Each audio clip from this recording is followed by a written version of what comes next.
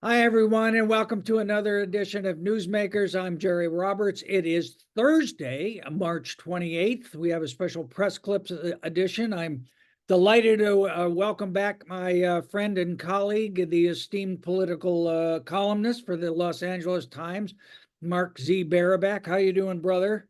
I'm good. Thanks for having me back.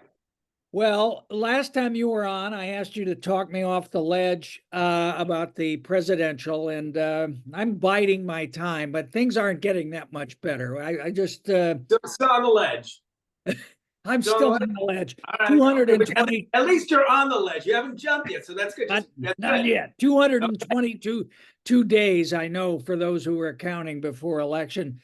The president of the United States, Joseph Robinette Biden, has a 40% approval rating. 65% of the people think the country's on the wrong track. Donald Trump leads him 1.5% in national polls head to head, but 3 points in a five-way. We'll get to those third-party candidates in a bit.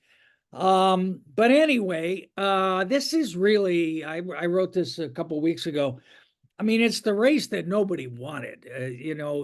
I think neither party is all that crazy about the matchup. And you had an interesting column recently about double haters, that people, voters who are approaching this election with their nose held to start. Talk about that a little bit.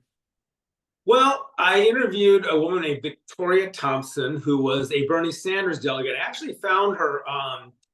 I don't know why, but I was going back and looking for something or other, and I came across a story that I'd written in Philadelphia the night Hillary won the nomination. Hillary Clinton won the nomination, and there was a very, very raucous scene that morning where Bernie Sanders had gone before the California delegation and told them, it's over. She's going to be the nominee. Let's support her. A very raucous scene. Pelosi was there. Barbara Lee was there. They were booing him. Alex Padilla, then Secretary of State.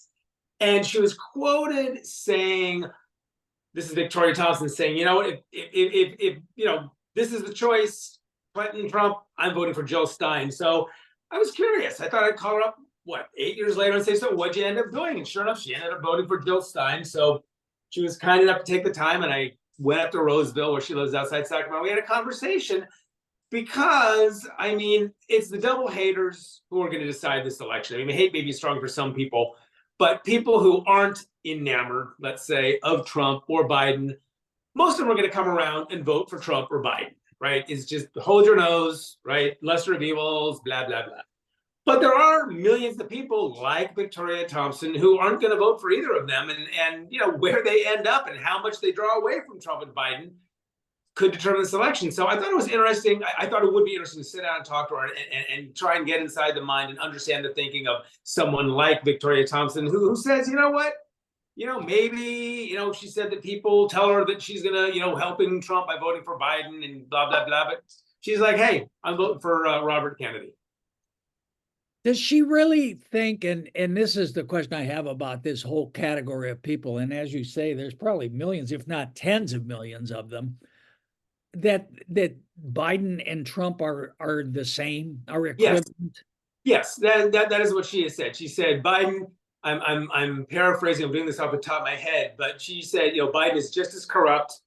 Biden is just as self-dealing. That they're, to use that cliche, peas from the same pod. That it really doesn't make any difference. And I asked her about things like, I said to her, I said, can you think of anything? Can you think of, are things better now than they would have been under Trump? You think of any difference? And she said she really couldn't. And I asked her about the infrastructure and some of Biden's accomplishments, and just didn't do it for her. She's just convinced that they're all part of the same corrupt political system that benefits the well-off, special interests, and so again, my interpretation of her, but to her it's like the lesser of evils is still evil.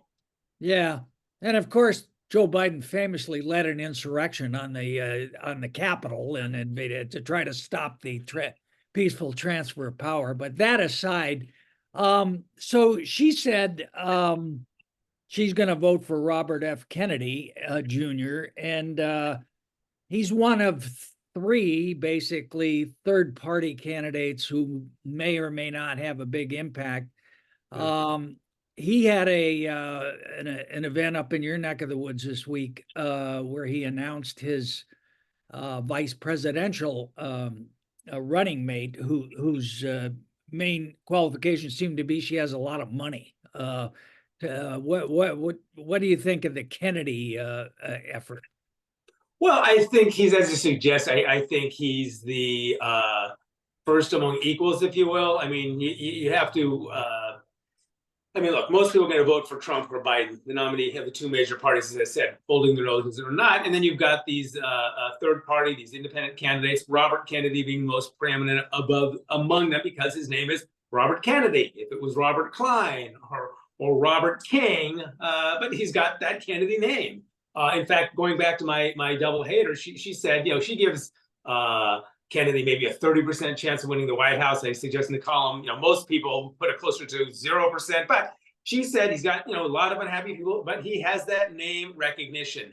So there's been a lot of polling done. And I mean, we've talked about it. I'm poll skeptical in general, but it's not really clear who Kennedy would draw votes away from. I mean, there are Democrats who like the Kennedy name. I read somewhere suggesting a lot of people who remember John F. Kennedy either dead now or they're Republicans. So he has a sort of it's sort of interesting talking to my double hater. We tend to think of politics as being on this spectrum, right, from left to right. But it struck me talking to it, it's more like a horseshoe where you sort of have the far left converging with the far right. I mean, a lot of the things in terms of skepticism toward vaccine, in terms of skepticism toward institutions and government, right? There's a convergence. There's almost more like a horseshoe. So, Robert Kennedy could have a lot of appeal to folks on the far left. He could have a lot of appeal to folks on the far right. Who does he take votes away from? Again, assuming, which I think we fairly can, he's not going to win the White House. Who's he going to keep out of the White House? And there's polling data and other evidence to suggest that we don't know. It could be a little bit from Biden, a little bit from Trump. Yeah, and he's running as an independent, I believe, which means there's no guarantee that he's going to be on state ballots. I mean, there's a process that you have to go through, and in a lot of states, I won't say rigged, but it's difficult for a party that's not established to get on the ballot. Do you have a sense of how that's going for him? And I assume that's one of the reasons why he chose his running mate to help him do that, to qualify for those states. I think you're right. His running mate, Nicole Shanahan, she's an attorney. She's 38 years old. She is, I thought she was a native like me of Oakland, but she's not. Born, I was told, in Roseville, grew up in Oakland, very well-to-do, married and divorced from Sergey Brin, the founder of Google. So she's got a lot of money.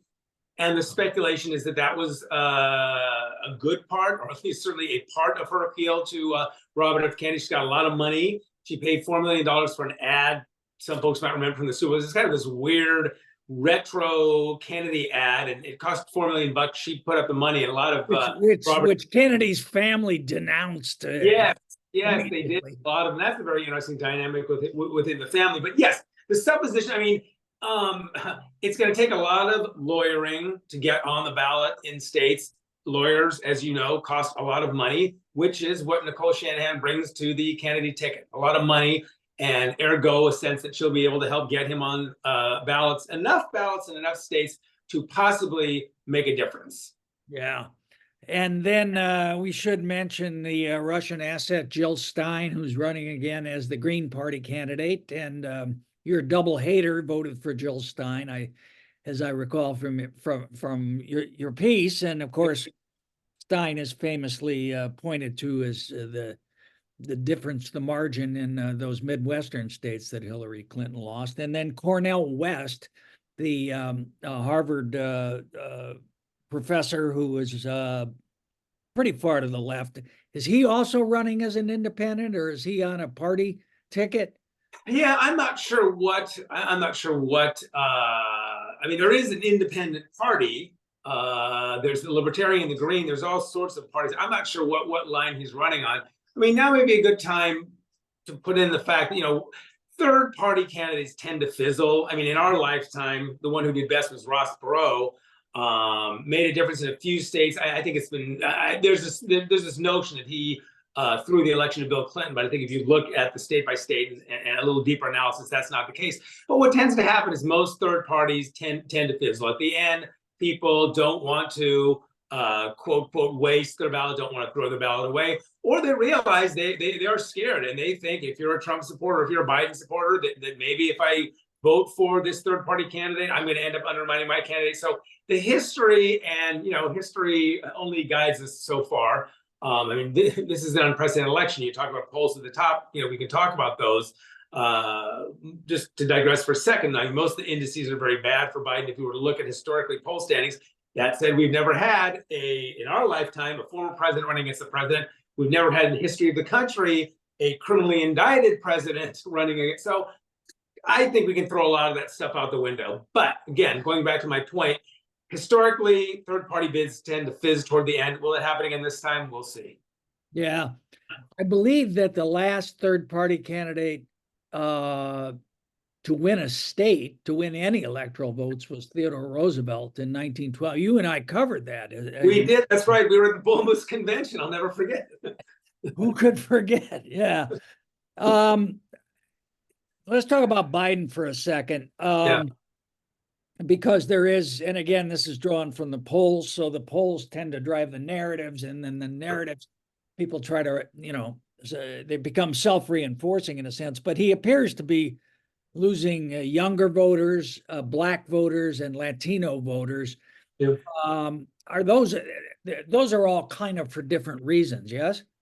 Yeah, they're for different reasons. I think if there's one overarching similarity, is that they all tend to engage later in the process than do other voters.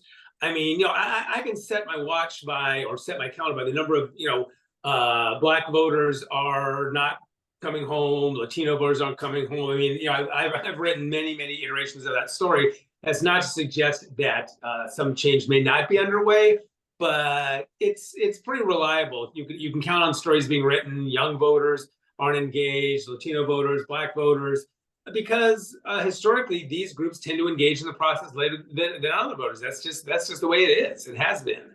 Yeah. Well, and the other thing is, of course, where are people getting their?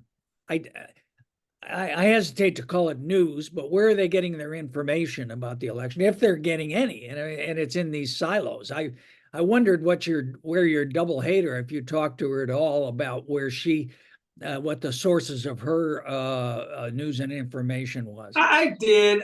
It's places like Russell Brand's podcast, The Intercept, Mother Jones. I mean, a diet of, let's say, very left-leaning outlets. She was very critical of what she called the mainstream / corporate media, which would include me and the LA Times.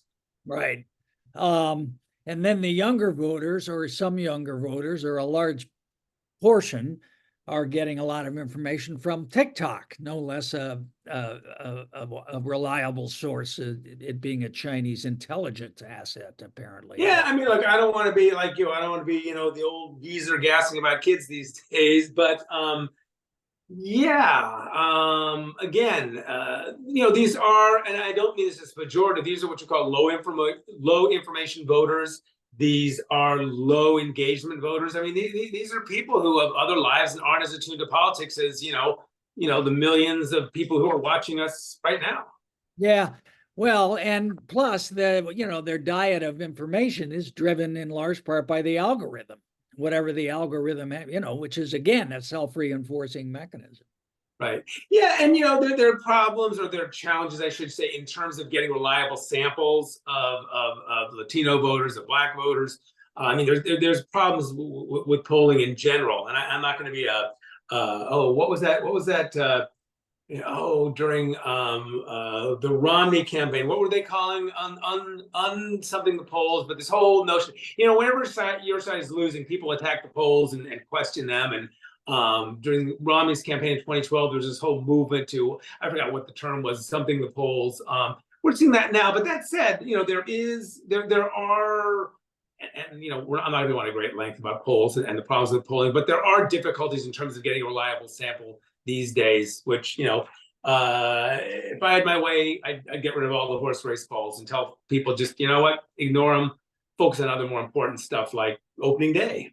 Yeah, well, it really is remarkable. I mean, there used to be one poll, basically. Well, two. There was the Gallup poll and the California poll, and that was Right. now every news organization in the world, and some that are not.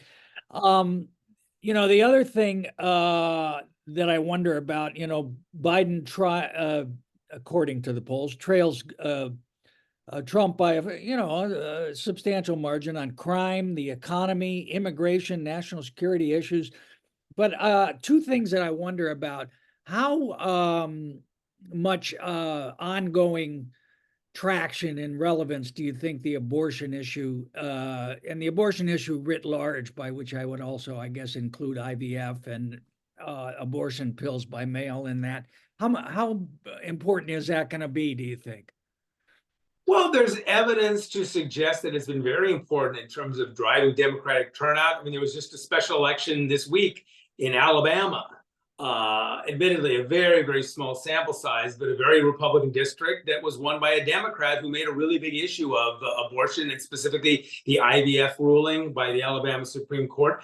I mean, it has been a huge motivator for Democrats. Donald Trump already had an issue among suburban women, in particular, independent women, suburban women. They didn't like his comments on the Hollywood Access tape. They just don't like his behavior in general. And add to that the abortion issue. And that's a very animating issue for a lot of voters, for a lot of women voters in particular, for a lot of those suburban women, independent women that I talked about. Republicans have struggled to find a winning message. I mean, the bottom line is, if you believe the polls, and I tend to believe attitudinal polls more than I do horse race polls, right? Because people feel how they feel, whether they're informed or not, those are their feelings. And attitudinal polls have shown consistently that most Americans want abortion to be legal up to a point. And they don't like this idea of rights being taken away from them. And we've consistently seen that in polls. And we've seen Republicans struggle. In Virginia, they thought they'd landed on something like, I guess, a 15-week, a ban after 15 weeks, which is what Trump seems to be looking to embrace on a national level. Republicans thought, okay, we've sort of cracked the code on this one. Exceptions for rape and incest, fine, 15 weeks, fine. And voters there turned out and denied Republicans a majority in the legislature, based in large part on that abortion issue. So abortion, if we want to put it in crude political terms, the abortion issue has been a winner for Democrats and a loser for Republicans. And there's no sign of that changing anytime between now and November. Yeah. And how about Gaza, or the Israel's war against Hamas? Again, has been something where you've seen a lot of I guess at least a trend in the public opinion surveys among younger voters, particularly, but also Arab American voters, who are important constituency in Michigan. Is that going to have? Is that going to be something you think that's going to play a large portion, or you think that's going to die down? I don't know. I think you're absolutely right. It's a problem for Biden with younger voters, and in Michigan, one of the key states that presumably he'll need to win, or Trump needs to win.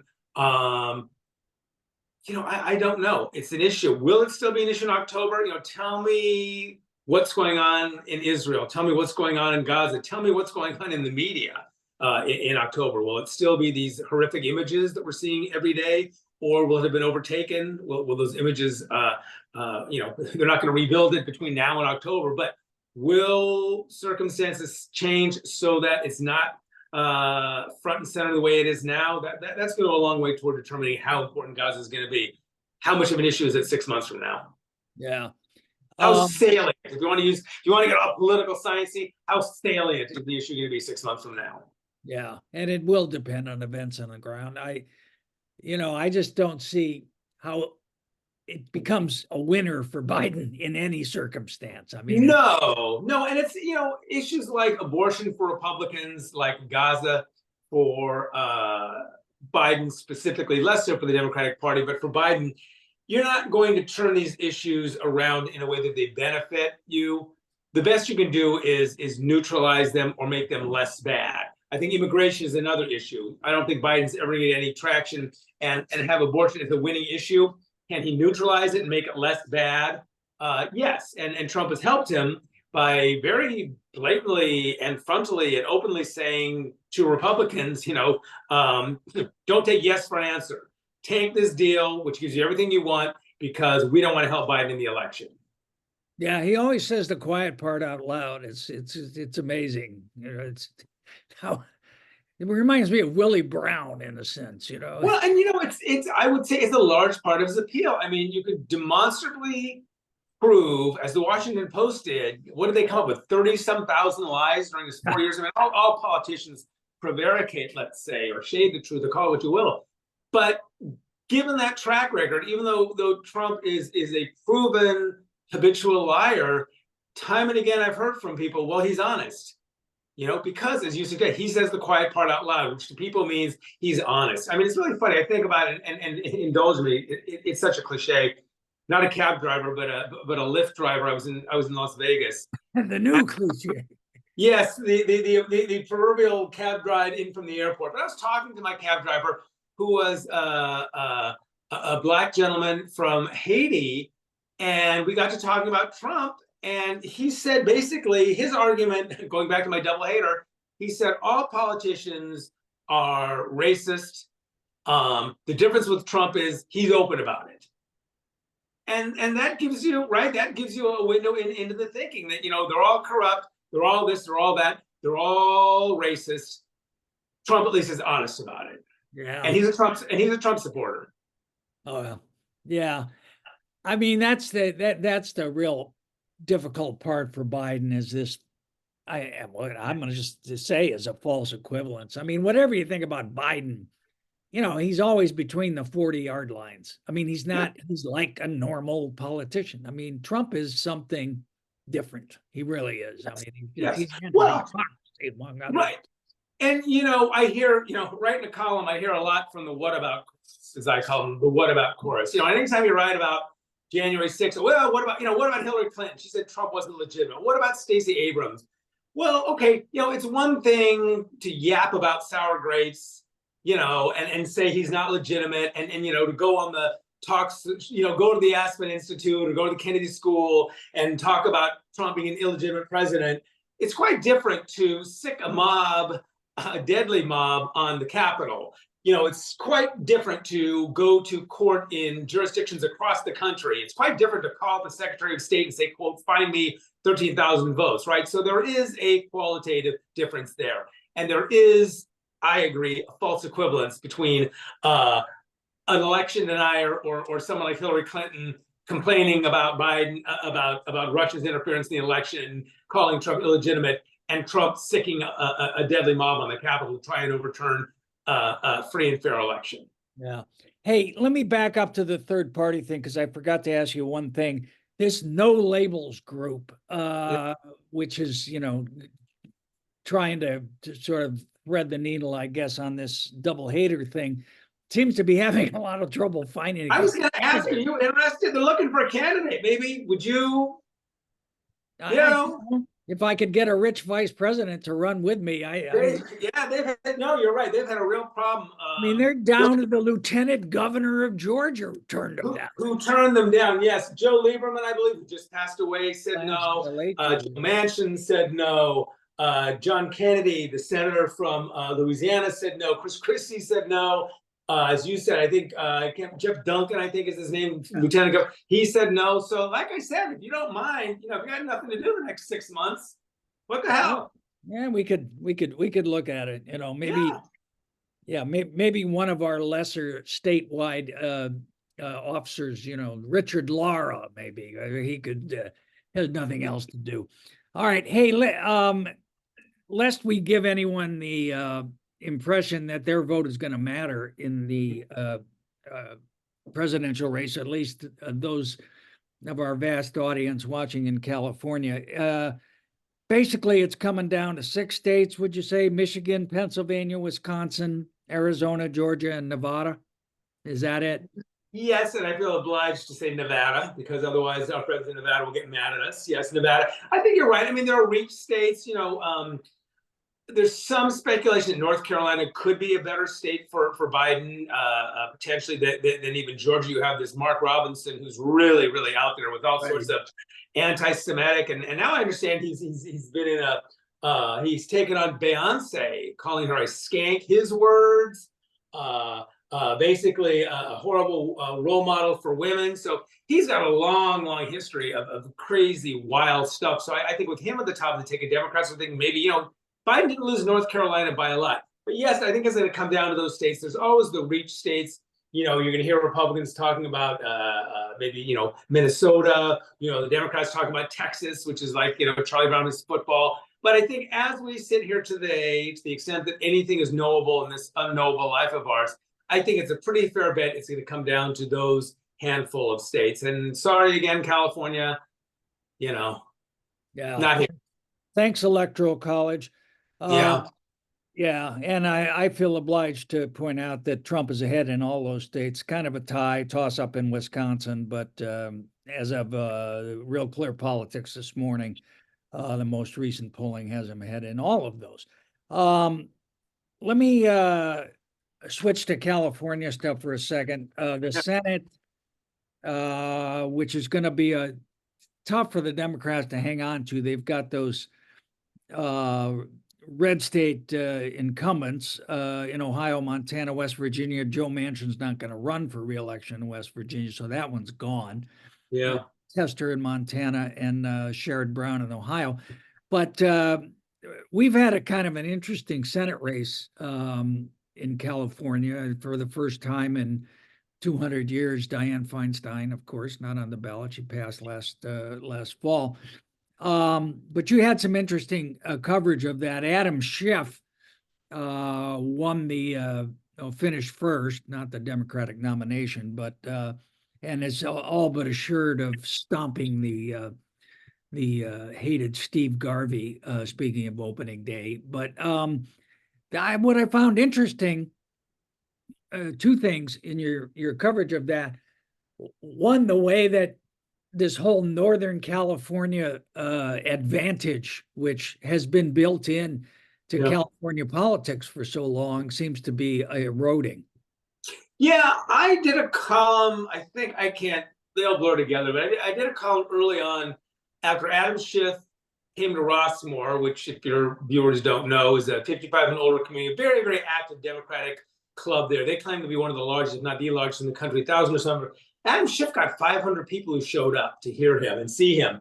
Katie Porter showed up. She got 400 people. And the only reason she got fewer was because they had a smaller room available that night. And that really struck me as a remarkable thing. And I spoke to someone who you and I both know, Rose Kapuscinski, who ran Barbara Boxer's 92 campaign. And she said the idea that we could show up and say Laguna Niguel a year before the election as a congresswoman from Northern California and get draw more than flies is just remarkable. So it suggested to me how things have changed, how in this era of social media, in this era of MSNBC and CNN, an Adam Schiff, prosecutor in Trump's first impeachment, Katie Porter with that whiteboard can become celebrities, which makes the geographic advantage go away. So I wrote that column, and then after the election, I wanted to find out, well, okay, here's this theory. Let's see if it tests out. And sure enough, Adam Schiff won all 9 variant counties. He even won Alameda County, which is Barbara Lee's home county, which is a pretty remarkable thing. I mean, you and I both know historically, for reasons having to do with political nature of the place or the cohesion that the Bay Area has around San Francisco and its political personalities, that people in Southern California don't have, the fact that Northern Californians outvote Southern Californians, all of that meant an advantage. In large part because a lot of people, if you were a Southern California congressman or woman, you could just as well have been the congresswoman from Mars, right? People know who you were. All that's gone away. Again, Adam Schiff is a household name in Napa. Adam Schiff is a household name in Fairfield or Santa Clara. Same with Katie Porter. So that was a really interesting shift in our politics. And I think that's a paradigm shift. That's one that's going to stay. Yeah, no, I think you're right. And then the other point, which I found interesting, was he was the moderate in the race, and constant drumbeat from the left wing, the progressive wing, and the Democratic Party. Oh, things have changed. Oh, yeah, we're in charge now. Why doesn't Dianne Feinstein step down and have Gavin Newsom, appoint some lefty? But it's not the case. I mean, people stay away. No, there's a look. You and I both have spent our lives covering California politics, living in California, and I think there's a misapprehension, particularly outside California. Yes, California is a left-leaning state, but we have a very, very moderate streak when it comes, particularly to issues like crime and taxation. And if you look at the field, I think Adam Schiff is the one who came closest to Dianne Feinstein, who, as you noted, the most successful politician, one of the most successful California politician of our lifetime. He ran as what he sought to be, the replacement for Dianne Feinstein. And California voters have shown time and again that that is where they are at. Even though folks on the left will agitate, even though folks on the left never cared for Dianne Feinstein, I think the feeling was somewhat mutual. That's where California is at, sort of a center left. We're not a far left state. We're not Maryland, to use an example. Hawaii is interesting, but we are not a far left state. We are a center left state. And Adam Schiff is a center left politician. Yeah, yeah, he fit them. And then the other interesting thing that came out of that was Katie Porter, who finished third, and she had such a gracious concession when she gave up. What Yeah, that went down. for her in a column, she used, as I call it, the R word, rigged, right? And, it's just, look, if you're involved in politics, you know how the game is played. You know what a trigger word rigged is. It's something that Trump has said over and over and over again. She could have said, I feel I was outspent. I don't like the way these crypto billionaires went after, but by using the R word, by talking about a rigged election, it was a page, as I put, it was a page straight out of the MAGA playbook. She very quickly tried to roll it back with the statement that followed, where she explained, giving almost the Merriam-Webster dictionary of rigged and how the millionaires, the billionaires, et cetera, et cetera. She went on a podcast and again said it was a bad use of the word. And it was a bad use of the word. I mean, like I said, it's just, given the context and given the reality and given the appropriation or misappropriation of that word by Donald Trump and his followers, it was not her finest hour. Let's just say that. Yeah. And, I mean, yeah, the crypto guys did spend a bunch of money against her, but she was also objecting to what is becoming increasingly a popular thing, with people trying to pick their own opponents, which used to kind of be a bad idea. But, as you point out, Garvey didn't spend any money on TV. Schiff spent it all for him. Yeah, no, that's because we saw it first here in California, famously when Gray Davis and his team promoted Bill Simon Jr. over Dick Reardon. Claire McCaskill, very openly did the same thing to her benefit in Missouri. Gavin Newsom did it when he ran. We just saw it in Ohio. I mean, it's becoming a very well-thumbed page in the political playbook, and I mean, I think some of the reaction, I saw someone wrote a column calling this diabolical plot. I mean, my God, it's not like some James Bond villain, right? It's politics. And politics is about winning an election. And within certain legal boundaries and even some moral and ethical lines, elections are about winning. And if that's the system and that's the way the system's set up, and two, there are a lot of Democrats who are complaining, but there are a lot of Democrats who are really happy that you do not have Adam Schiff and Katie Porter spending hundreds of millions of dollars clobbering each other. And I promise you, if they did, we'd be out doing our man and woman, cat and dog on the street interviews in October, and we'd be hearing a lot of, I hate both of them, lesser of evils, blah, blah, blah. So instead of seeing all that money, having them grind each other in the dirt and destroy their respective reputations, Democrats can now spend that money trying to hang on in Ohio and Montana. And there are a lot of Democrats who are very, very happy that they're not having a Democrat on Democrat primary here in California. Hey, I don't think you've interviewed Garvey. Correct me if I'm wrong, but is he easy to get to? No. Now, I will say I have not tried to, but others have, and he didn't run much of a campaign. In fact, Sean Hubler, a former colleague who's at the New York Times, she's great, tried to get a hold of Garvey, and I guess actually went out to his place and saw him amble down the driveway to get the mail, and asked him a few questions, and was told that she'd violated some sanctity of something I don't know, but no, he has not been very present. He did a tour where he famously talked about touching homeless people, which creeped a lot of people out. Did a little bit of campaigning, spent hardly any money because, as you said, as I wrote, Adam Schiff did it for him. So it's been a very strange campaign. If you It is if you strange. holiday campaign. You wonder why he's doing it. I mean, he wanted to do it, 40 years ago, 30, 40 years ago when he was Yes, he did, and then so certain maybe things. it's just, on his bucket Well, list or something. yeah, well, he wanted to run. I mean, there was talk about when he was a Dodger, and we should stipulate up front we're both Giants fans who hate the Dodgers. But that said, there was talk about him back then running, but then a lot of sexual scandals came out. He impregnated one woman, I guess, while engaged to another, whatever. But there was a lot of stuff. In fact, after the Dodgers, Steve Garvey went to play for San Diego, and there were these bumper stickers, honk if Steve Garvey's your Padre. So anyway, a lot of scandal. And maybe he figured that, in an age when Trump can, grab him by the you-know-what and boast about it and get away with it, maybe he figured that, well, maybe that stuff doesn't wash, or maybe it's not as big a deal anymore. Maybe it's not as big a set of baggage. So he went for it. Yeah, he just doesn't seem to have prepared very much. I mean, in the debates, it was just kind of a lot of platitudes and stuff. He didn't really. It was, and but I wrote a column after watching it the first time. I thought, one thing that he had going for him was this very sort of, affable, non-threatening. In fact, credit where it's due. It's a word I wish I'd thought of, because the day after I did that column, I read Dan Schnurr, who we both know, quoted, describing as non-threatening, and I think that was part of the appeal. I mean, look, anyone with an R after their name, Jerry Roberts, Fred Jones, Steve Smith, is going to get 35% of the vote, right? And Garvey got that. But I also think, people, most people aren't sitting with a clipboard, ticking off issues here and there, right? It's like, how does he feel? And Steve Garvey was, non-threatening. He had kind of that, Reagan-esque kind of head, kind of thing. And I think that worked to his benefit in a primary, in a, call them a Republican primary. It helped with Republican voters in a primary setting. He wasn't scary. He was pretty affable. He checked the box on a lot of issues, and he had that R by his name. Yeah.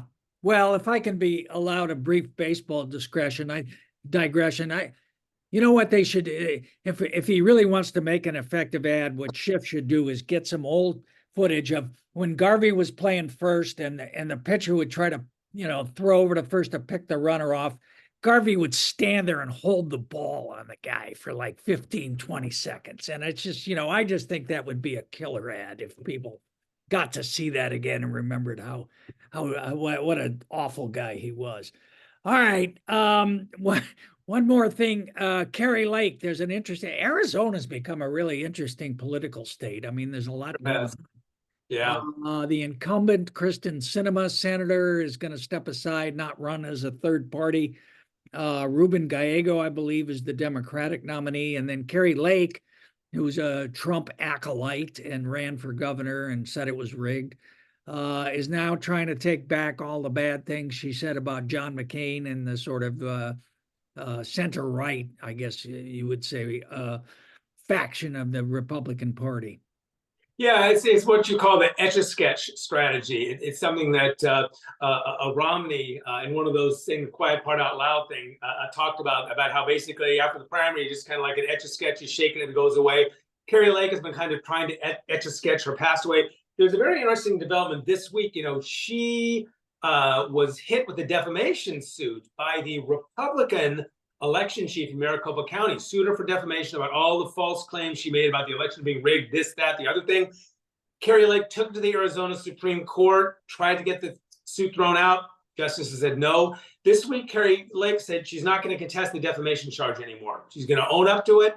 Now it's a question of what the judgment is. I'm a columnist, so I can say I hope they really take her to the cleaners and slap a big fine on her, because I think that kind of deterrence is necessary to keep other people from yapping like that and undermining our very fragile election system and system of democracy. I'll agree with that. Real quick, our old friend Kamala Harris, who I still wake up in the morning and have a hard time seeing as the vice president, but She'll be debating someone, presumably, if there are debates in the fall, Trump's vice president, and he seems to be having this weird, Miss America tryout kind of thing, appearing with Elise Stefanik, the annoying congresswoman from upstate New York, Tim Scott, the senator from South Carolina, Kristi Noem, Marco Rubio, others. What's your take on that? Trump's always sort of a central casting kind of guy. Who's Kamala going to be debating? That's a really good question, because I think, like so much when it comes to Donald Trump, you have to throw sort of conventional thinking out the window, right? Historically, vice presidential picks have been chosen to sort of shore up a perceived weakness. So Barack Obama brought on Joe Biden, right? The old Washington hand. We can go through the whole history of it, but Donald Trump, it's not like he needs to shore up his name recognition. He's universally known. He did sort of that classic shore up a weakness by picking Mike Pence 4 years ago, right? Kind of send a signal to the Christian right. Well, the Christian right is now Donald Trump's strongest supporters. I think they like him a lot more than Pence. Well, they do. And so I think you throw a lot of those calculations out the window. I mean, I think what Donald Trump is looking for is someone who is slavishly, just 100% incontrovertibly, irrevocably wed to him, sycophantic. And if you think Mike Pence didn't grovel enough, so I think that's what Trump is looking for. And we have a columnist, Jonah Goldberg, who made a really, really interesting point, kind of throw out this theory that Trump, if he's elected, figures he's sure to be impeached again. So maybe he'll pick someone so onerous, like a Marjorie Taylor Greene, so that Democrats will say, oh my God, Trump may be awful. This would be worse. We got to keep him in office. Almost an insurance policy, if you will. So again, when it comes to Trump, throw out all the normal calculations. Look for the most groveling, sycophantic person you could possibly find, and maybe someone who's so crazy that Democrats would say, oh my God, as awful as Trump is, that person would be worse. Maybe that's who he's going to choose. Oh, that's an interesting theory. I hadn't heard that. All right, last question. You're an old Capitol Hill hand. Speaker Mike Johnson, 3 words I never thought I'd say in the same sentence, has a 1 vote majority now in the House. Prospects look pretty good for Dems to take it back. But I mean, it just seems it's so crazy making to me. There are like really serious issues like funding for Ukraine. And I get that there's, isolationists in the Republican Party and everything, but that it just seems to be so unimportant to all of them. Now they're on vacation for 2 weeks. Maybe they'll come back. Maybe they'll vote. It's all about the power. It's just, we want the power. It's not that we want to do anything with it. We just want to have it. No, I think to use an expression, I think this is a feature and not a bug. These are a lot of folks who are elected. They're anti-government. They don't want government to work. And so, again, this is not like a lot of people trying to figure out how can we make government function better. These are folks who expressly want to blow up the government. And they've shown themselves to be very successful at that, at obstructing, at essentially doing nothing, which suits them just fine. And meanwhile, Rome burns. Yeah. All right. Well, Mark Z. Barabak, Happy note. Political column. Yeah, I'm glad we had this talk. I'm really off the ledge now. I've got about 6 more reasons to climb up to a higher floor. Great job. All right. Mark Barabak, political columnist for the Los Angeles Times. Thank you so much for joining us again. Thank you all for watching, and we will see you next time on Newsmakers.